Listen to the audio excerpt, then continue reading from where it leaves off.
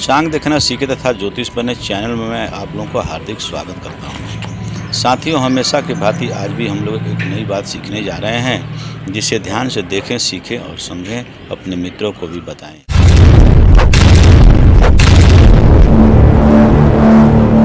साथियों, आज हम लोग जो नई बात एक सीखने जा रहे हैं वह बात है रक्षाबंधन।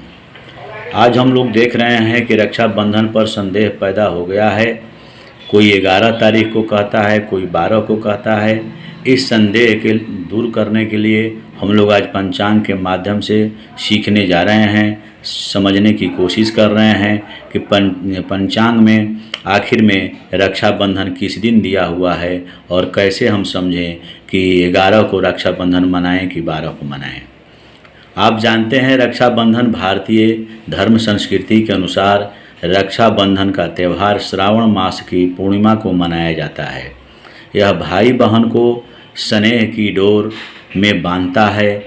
इस दिन बहनें जो हैं अपने भाई के मस्तक पर टीका तिलक लगाती है और रक्षा का बंधन बांधती है, जिसे राखी कहते हैं। श्रावण मास में यह त्यौहार मनाए जाने के कारण श्रावणी भी इसे कहते हैं। रक्षाबंधन में राखी या रक्षा सूत्र का महत्व सबसे ज़्यादा है।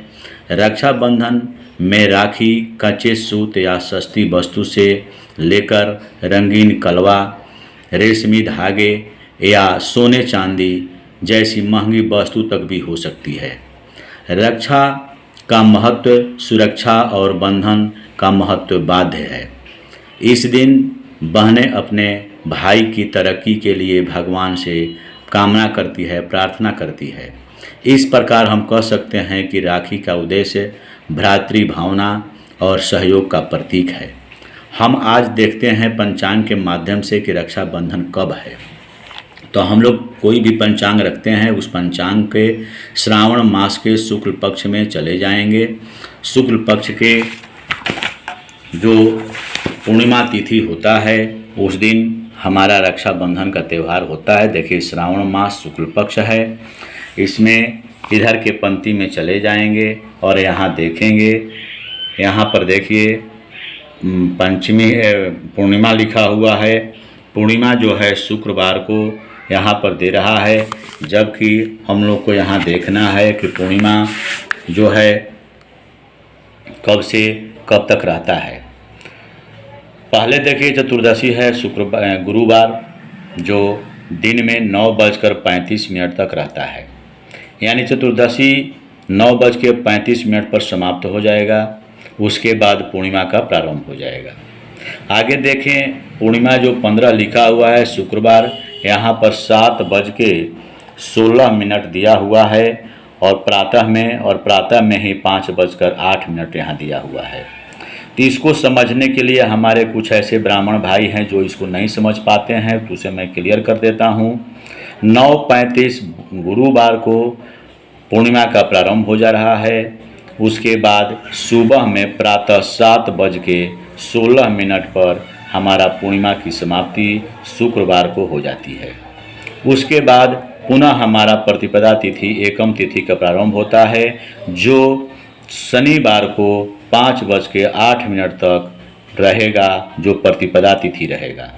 तो हम ये समझ लें कि शुक्रवार को 7:16 तक स्टैंडर्ड टाइम के अनुसार हमारा पूर्णिमा का समाप्ति समय है। अब रही बात कि हम ये देखते हैं कि शुक्रवार को और गुरुवार को आगे की पंक्ति में क्या दिया हुआ है। यहाँ देखिए तारीख भी दिया हुआ है 11 गुरुवार को, शुक्रवार को 12। अब आगे देखते हैं इसी पंक्ति में, देखिए गुरुवार को जो है वह यहाँ पर भाद्रा दिया हुआ है।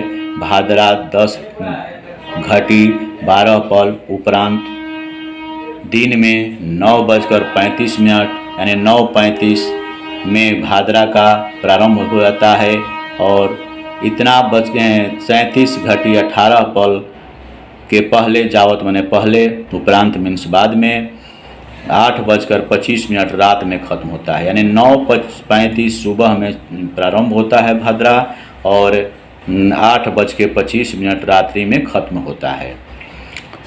अब रही बात कि सुबह में 4 बजे 7:16 पर शुक्रवार को पूर्णिमा का समाप्ति है।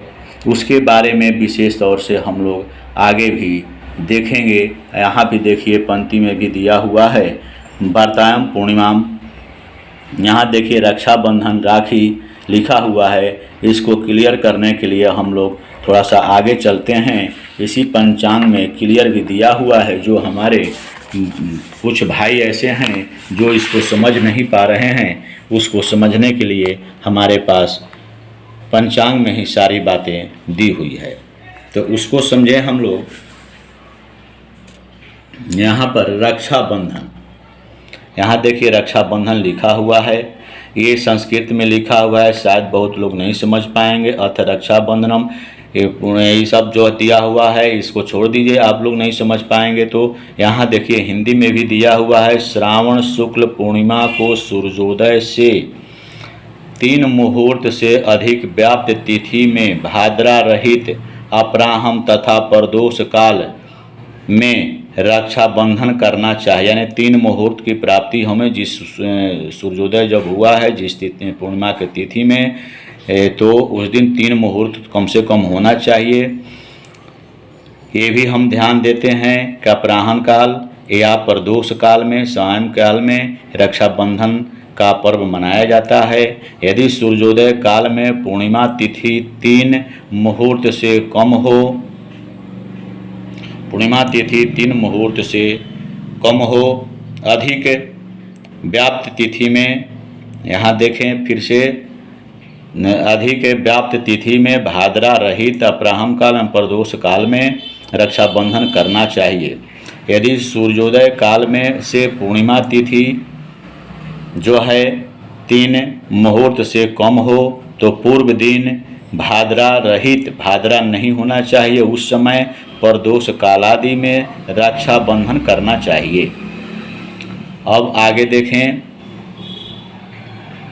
विशेष में यहाँ भी दिया हुआ है जिसको आप लोग समझ सकते हैं। रक्षाबंधन का कृत्य रात्रि में भी किया जा सकता है, परंतु प्रतिपदा में नहीं करना चाहिए, यानी एकम तिथि आ जाने पर नहीं करना चाहिए। इस वर्ष श्रावण शुक्ल पूर्णिमा शुक्रवार को घट्यादि 4:24 दिन में 7:16 जो मैंने आपके पंक्ति में शुरू में दिखाया था उस पेज पर तक ही है। तो त्रिमुहूर्तालप है, यानी अभाव है। पूर्व दिन दिनांक 11 अगस्त 2022 दिन गुरुवार को अपराह्न काल में भाद्रा के होने से भाद्रा रात्र में 8:25 के बाद रक्षाबंधन करना चाहिए।